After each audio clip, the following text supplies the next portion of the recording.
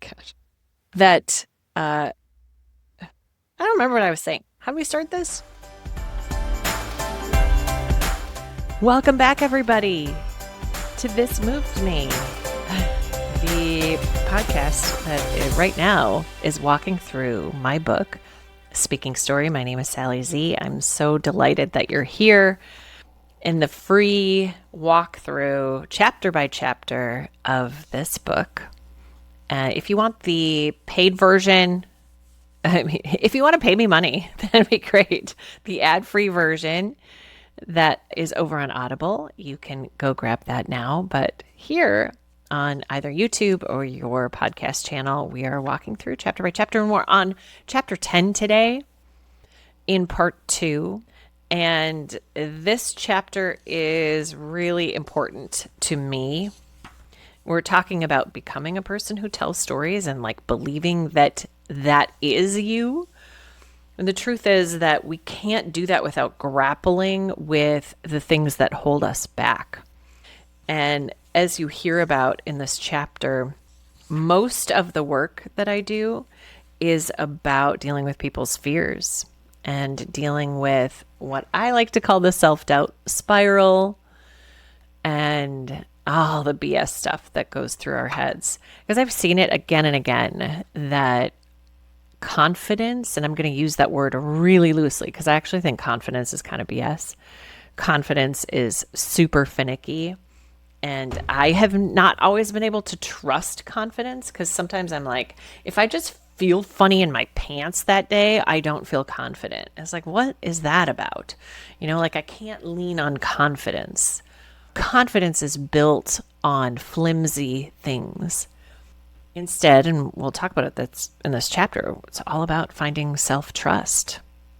And self-trust is truer, realer, really important. In fact, my next book is about this whole thing. We're going to like blow up this idea. If you're on my email list, we're digging into this stuff every week because it affects all of us. I know the stats say like 71. I've seen 71%. I've seen 80%. Honestly, both of those numbers feel low to me because I have worked with some of the most credentialed people, you know, Harvard educated, CEOs of their highly successful companies, all of the reasons why they should feel confident. And they are also dealing with, while being credentialed and totally experienced and knowing all their stuff, they also have to deal with the inner stories that we tell ourselves. It is true for everyone. And it's true for me. Sometimes people don't believe me when I say that, but it is true for me too. And if it's true for me, I definitely know it's true for other people because I also love to do this.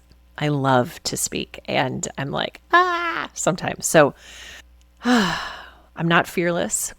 I also feel imposter syndrome feelings sometimes.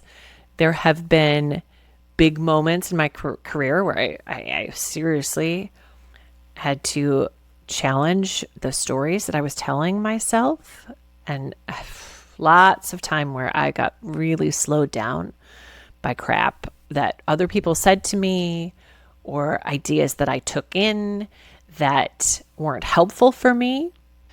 So even as somebody who's been speaking on stages since I was 15, well, I mean, younger than that, this is a really critical part of actually doing the thing. Not just talking about it, but actually doing the thing. So this chapter is about self-trust, how important it is, and why it's the real foundation of you bringing your story to life. Let's dive in. Hey everybody, and welcome to This Moved Me, a podcast about creating talks that move the world. With me, your host, Sally Zimney.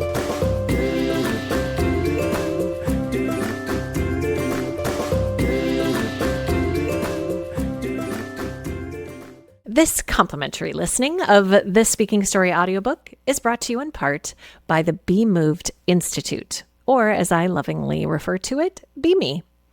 Leadership almost always comes with a microphone, movers, whether that's a meeting, a presentation, a tough conversation, a keynote conference opportunity that you have. I mean, even if you would never call yourself a speaker or a storyteller, you are one.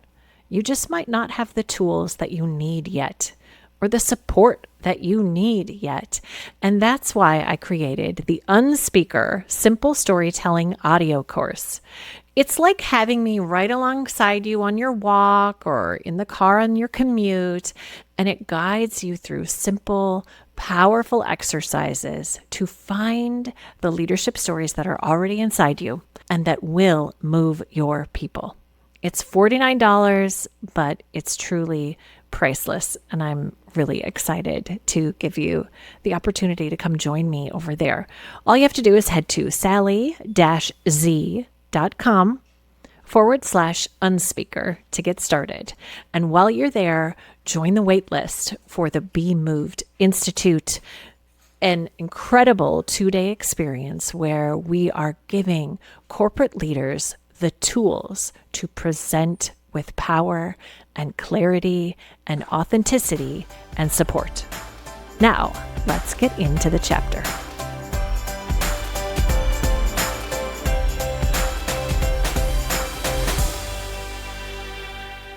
Chapter 10, Finding Self-Trust.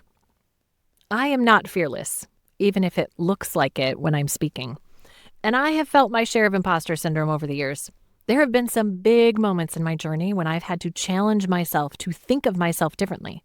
For example, I believed I was a speaker, but only on stages and not on camera. Even as someone who's been on some very big stages, I felt this pull to share my expertise more regularly. I wanted to be seen as an authority in my industry, to establish my own point of view and approach. I wanted to create my own space rather than wait to be invited into other spaces. So in 2014, I considered 2 options: starting a video show or starting a podcast. I started a podcast. Why?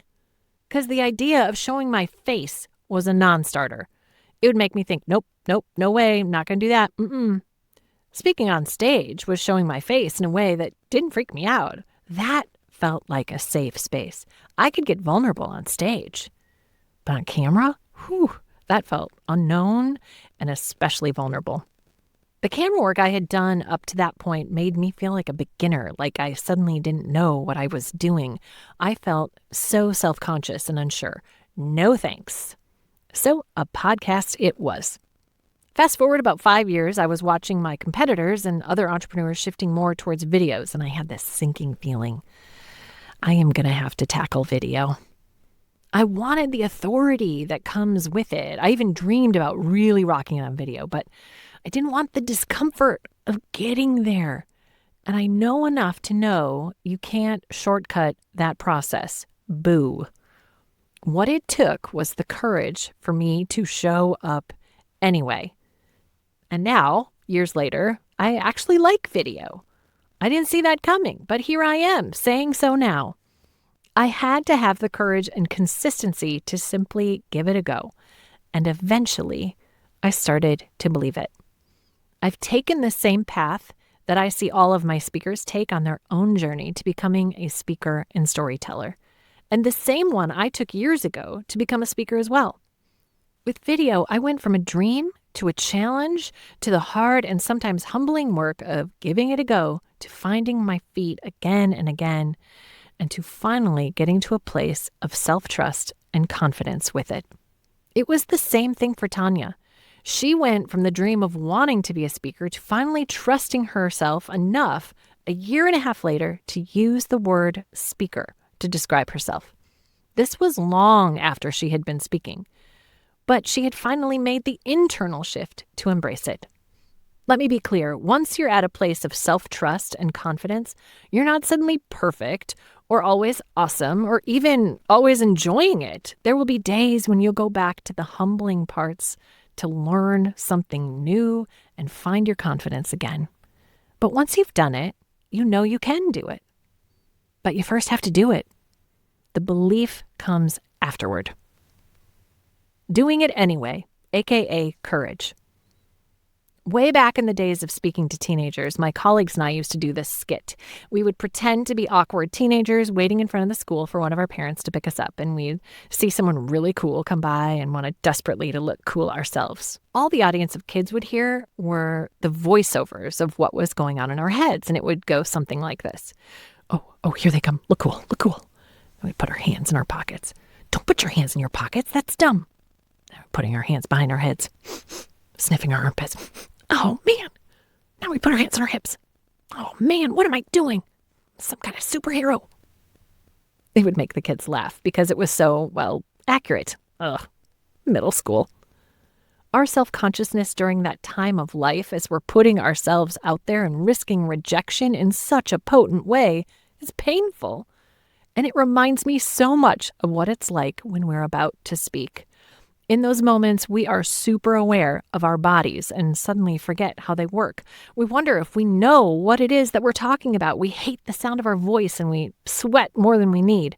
No wonder people avoid speaking, even when they have it on their bucket list. That self-consciousness, if we let it, can hold us back from our biggest dreams and most important purpose. It's a particular form of imposter syndrome, and no one's immune to it. But here's the deal. In the same way I told those 7th graders to be themselves and let go of the judgment of others, I tell my speakers every day to be themselves and let go of the judgment of others. Maybe you post your story on social media and it resonates with your followers. Maybe you say yes to that LinkedIn Live request and figure out the tech well enough. Maybe you invite someone else to go live with you and people respond to it. Maybe you go on a podcast and it turns out you have plenty to talk about. Maybe do a virtual summit and find new community members that way. Or maybe you get invited to speak at an event and are seen as an authority. Eventually, you can look back and say, look at that. I did it. And little by little, you can prove to yourself that you belong on stage, even if right now you feel like an awkward teenager. But it requires you to show up first and to do it consistently, even when you're uncomfortable. Even when you're afraid, even when you're not sure you have what it takes. Here's a pro tip. It's not about showing up at all costs and sharing it all. Taking care of yourself is a must. Your level of showing up and sharing who you are is determined by the level of trust you have with your audience, whoever that might be. But if we let our fears dictate what we do, we'll never put ourselves in a situation of rejection, which means we'll never get better. Rejection and fear are simply a part of speaking our stories. Your job is to move through the fear. We do this all the time when we're taking business risks, and it's no different when we face the challenge and opportunity of getting on stage. But it's not easy, and it can be a powerful barrier if we let it. I like to think of it as the 4 horsemen of the avoidance, aka the fear of speaking, because they can really haunt us. Number 1, perfection. You want to wait until things are perfect, as if perfection exists, or you're forever feeling like it's not enough. I promise that your audience doesn't want you to focus on showing up perfectly. Maybe it's the second one, nerves. You feel intimidated and nervous and you think, what will they think of me? But if you can turn that fear into excitement, you can leverage all that powerful energy. Maybe it's number 3, ego and judgment. You think you want to do this, but is that even an okay thing to want? It's drawing lots of new eyes onto you, which is great and scary. But you, my friend, get to take up space and share your voice despite the naysayers. Or maybe it's the 4th one, imposter syndrome. You think, who even am I to think I can do this? Well, you are a big deal. And you don't need a book, a zillion followers, or a fancy blazer to make a big impact. Please know this. Your discomfort and even your fear is a sign that you're growing and creating new realities. It may mean you're learning. It may mean you're even failing, even though I don't use that word in this realm, because it actually means you're growing. Every step, every effort, every try or trip, every moment of brilliance or humiliation is the process of moving through discomfort and realizing that you're okay, even if it didn't feel okay. Every time you step out front and survive, you prove to your body, your self-doubting mind, and your protective brain that you didn't and won't die. Seriously, that's what we're teaching our brains. And the thing is, it's scary to step out front and show up fully. Your body and brain might really show up in discomfort while you do this. All that sweating and shaking and heart palpitating, it's your body trying to protect you. But the more you do it, the more you can prove that you can do it, even if you're not doing it as well as you want to yet. And the faster you convince yourself that you've got this. This is how you build towards self-trust and how you become someone who speaks stories. And once you've got self-trust, well, this wowing on stage thing becomes much easier. The only way is through. And the more you show up, no matter what happens in that moment, the closer you move towards self-trust. Sparks, Part 2. Become someone who tells stories, summary. Part 2 is all about becoming someone who owns their identity as a speaker and storyteller. We are shifting from the safe land of the expert to the more daring, powerful, and courageous identity of speaker and thought leader. Thought leaders are speakers, and this kind of speaker leverages the power of story to shift perspective and move their audience. So, beyond the skills required for speaking, the more important shift is the process of becoming. This is about making the internal, personal process of finding self-belief through doing, because it's the only way. Exercises. How to show up anyway and cultivate self-trust. Number 1, put it in your plan. Mark your calendar with specific times to get visible and share your voice and story, and stick with it. Even if you're not feeling it in the moment, because the body will find lots of reasons not to feel it in the moment. This requires discipline as well as walking directly into the discomfort. Secondly, embrace the idea of ready enough versus feeling ready. You might never feel ready. There's always more you can do. But since we're not focused on showing up perfectly, the goal is to simply do and learn. Thirdly, identify the fear and transform it into excitement. Ask yourself, is this fear real and actually dangerous? Or is it just trying to protect me from something that is a necessary part of the process of connecting with an audience? What would happen if I decided that my fear is actually excitement? Fear and excitement are nearly identical internal experiences. We simply perceive the feeling differently.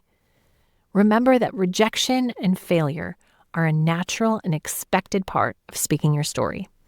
So, what if you looked at your fear differently? What if it's actually excitement in disguise? A mantra to help you consistently and courageously speak your stories. Okay, right now, roll your shoulders back. Lift your spine so you're tall and proud. Take a deep breath. And take up more space. It may sound funny, but one of the things I say to my speakers again and again is to take up more space. I say it a lot to women and bigger men, both of whom may be more likely to unconsciously try and take up less space. The truth is, I'm talking about how they hold their bodies physically, but it's also deeper than that. That feeling when we aren't sure whether we belong, or when we're wondering if we really have what it takes. It makes us small. Well, you have what it takes, and you deserve to take up space. Even if you have some skills to learn, you are capable. I promise you that. I've been doing this for a long time. So take a moment. Stand up. Take a deep breath. Close your eyes. Roll your shoulders back. And imagine yourself on your dream stage. about to speak your story. Your heart is pounding. And right now, you need to remind yourself that you are worthy of this moment. And repeat after me. I am worthy. I am worthy of taking up more space. I am worthy of this moment. It's okay for me to show up. It's okay for me to be at the center of attention. It's okay for me to have something to say and even ruffle some feathers. I matter. My body is powerful exactly as it is right now. My voice, my ideas, and my message matter. And I cannot wait to share them with my audience.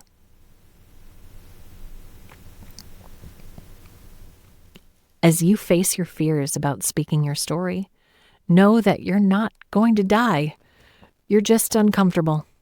Fear is along for the ride, but she doesn't get to make the decisions until she finally reveals herself as excitement.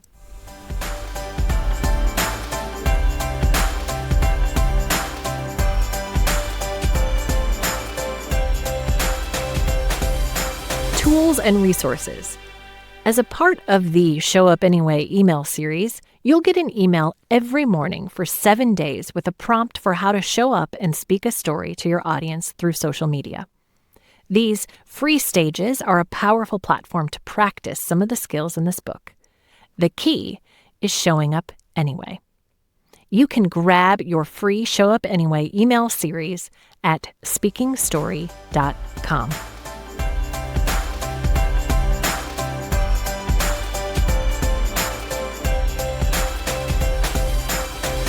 That's the end of this chapter of Speaking Story. If you want to keep listening ad-free, you can find the full audiobook on Audible or subscribe wherever you get your podcasts or on YouTube.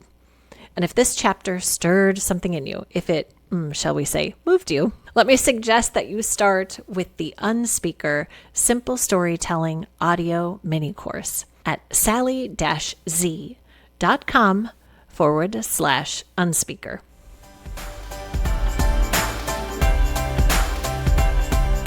All right, movers, this moved me. What is moving you? See you next time.